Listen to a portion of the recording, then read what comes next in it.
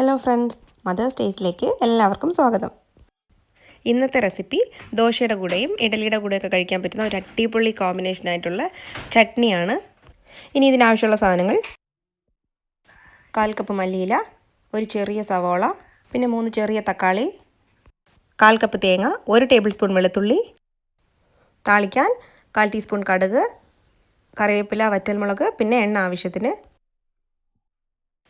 ഉപ്പ് ആവശ്യത്തിന്, മുളക് പൊടി 1 ടീസ്പൂൺ, മഞ്ഞൾപ്പൊടി 1/4 ടീസ്പൂൺ, ഇഞ്ചി 1 ടീസ്പൂൺ, പൊട്ടുകടല 1/2 ടേബിൾ സ്പൂൺ, പച്ചമുളക് എരിവിനനുസരിച്ച്. ഞാനിവിടെ 2 എടുത്തിട്ടുണ്ട്. ഇനി ഒരു പാൻ അടുപ്പിലോട്ട് വെച്ച് പാൻ ഒന്ന് ചൂടായതും അതിലോട്ട് എണ്ണ ഒഴിച്ചു കൊടുക്കാം.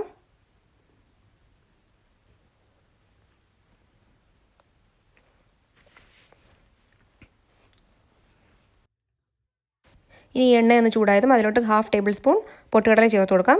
ഇത് ഓപ്ഷണലാണ്, നിങ്ങളുടെ കയ്യിലുണ്ടെങ്കിൽ മാത്രം ചേർത്താൽ മതിയാവും. ഇനി ഇത് ബ്രൗൺ ആവുന്നത് വരെ നന്നായിട്ടൊന്ന് വഴറ്റി കൊടുക്കാം. ഇനി ഇതിലോട്ട് ഇഞ്ചി ചേർത്ത് കൊടുത്തിട്ട് വീണ്ടും നന്നായിട്ടൊന്ന് മിക്സ് ചെയ്ത് കൊടുക്കാം.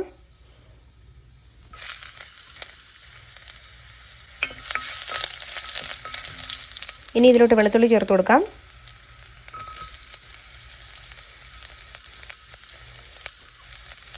ഇനി എല്ലാം കൂടി നന്നായിട്ടൊന്ന് വീണ്ടും വഴറ്റി കൊടുക്കാം. ഇനി ഇതിലോട്ട് പച്ചമുളക് ചേർത്ത് കൊടുക്കാം. എന്നിട്ട് വീണ്ടും നന്നായിട്ട് വഴറ്റാം.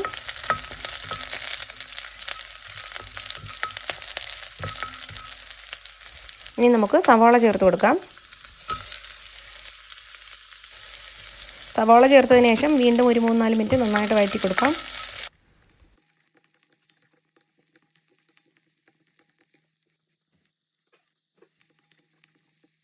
ഇനി ഇതിലോട്ട് ആവശ്യത്തിന് ഉപ്പ് ചേർത്ത് കൊടുക്കാം.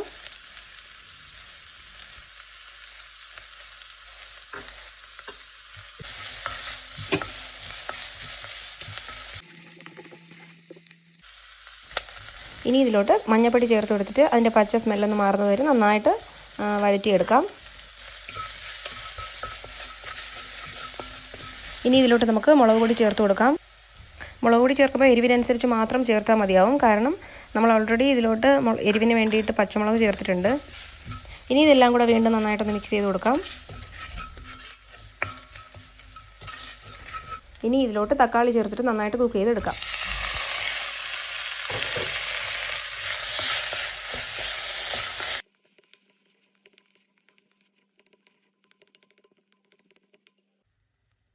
ഇപ്പോൾ തക്കാളി നന്നായിട്ട് വെന്തിട്ടുണ്ട്. ഇനി നമുക്കിതിലോട്ട് മല്ലിയില ചേർത്ത് കൊടുക്കാം.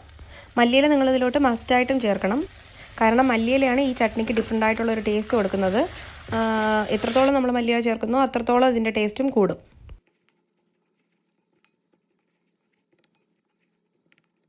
ഇനി നന്നായിട്ടൊന്ന് മിക്സ് ചെയ്ത് കൊടുത്തതിന് ശേഷം നമുക്കിതിലോട്ട് തേങ്ങ ആഡ് ചെയ്ത് കൊടുക്കാം.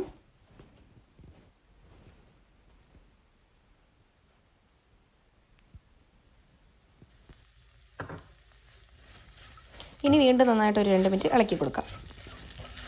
തേങ്ങയും നിങ്ങൾ മസ്റ്റായിട്ട് ഇതിൽ ചേർക്കണം. അതും ടേസ്റ്റ് കൂട്ടുന്ന ഒരു ഇൻഗ്രീഡിയൻ്റ് ആണ്. ഈ സമയം നമുക്ക് ഉപ്പ് ചെക്ക് ചെയ്തിട്ട് നമുക്ക് വീണ്ടും വേണമെങ്കിൽ കുറച്ച് ഉപ്പ് ചേർത്ത് കൊടുക്കാം.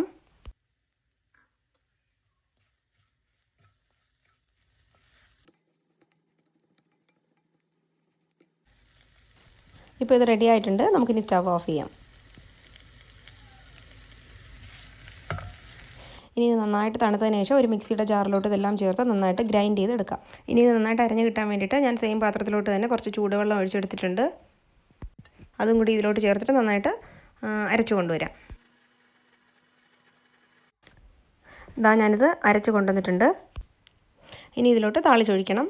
പാൻ അടുപ്പിലോട്ട് വെച്ചിട്ട് എണ്ണ ഒഴിച്ചു കൊടുത്തു. എണ്ണ ചൂടായതും ഇതിലോട്ട് കടുകും കറിവേപ്പിലയും വറ്റൽമുളകും ചേർത്ത് കൊടുത്തു.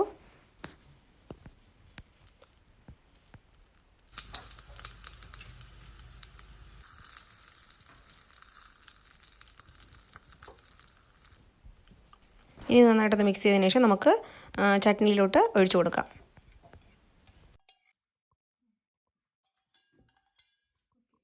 ടേസ്റ്റി ആയിട്ടുള്ള ഒരു അടിപൊളി ചട്നി ഇവിടെ റെഡി ആയിട്ടുണ്ട്. ഇത് നിങ്ങളെല്ലാവരും തീർച്ചയായിട്ടും ട്രൈ ചെയ്യണം. നിങ്ങൾക്ക് എല്ലാവർക്കും ഈ വീഡിയോ ഇഷ്ടപ്പെട്ടെന്ന് വിശ്വസിക്കുന്നു. ഇഷ്ടപ്പെട്ടെങ്കിൽ പ്ലീസ് ലൈക്ക് ചെയ്യുക, ഷെയർ ചെയ്യുക, സബ്സ്ക്രൈബ് ചെയ്യുക. പുതിയ വീഡിയോസിൻ്റെ നോട്ടിഫിക്കേഷൻസ് കിട്ടാൻ വേണ്ടിയിട്ട് തൊട്ടടുത്തുള്ള ബെൽ ഐക്കണും ക്ലിക്ക് ചെയ്യുക. താങ്ക് ഒരു അടിപൊളി റെസിപ്പിയുമായിട്ട് വീണ്ടും കാണുന്നവരെ ടാറ്റാ ബൈ.